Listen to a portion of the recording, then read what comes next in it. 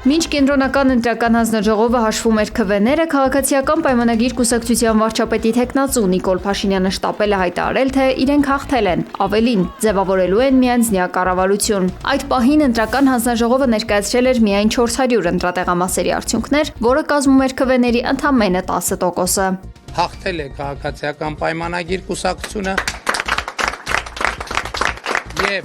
եւ քաղաքացիական պայմանագիր կուսակցությունը միանձնյա կձևավորի կառավարություն։ Մրցակցությամբ առաջատար հաջորդ ուժի Ուժեղ Հայաստան դաշինքի վարչապետի թեկնածու Սամվել Կարապետյանն էլ է մամուլի ասուլիս հրավիրել գիշերը եւ հակադարձել Փաշինյանին, նշելով, որ քաղաքացիական պայմանագիրը խայտառակ պարտություն է կրում։ Վստահ եղեք, ընտրությունները դեռ չեն ավարտվել, ընտրական արդյունքները դեռ չկան, դրա համար մի անհանգստացեք, ինքը իրենք չեն ունենալու իրենց ուզած հաղթանակը, որովհետև դուք նույնիսկ իրենց հարցազրույցից,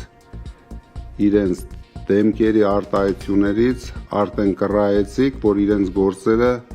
լավ չեն գնում։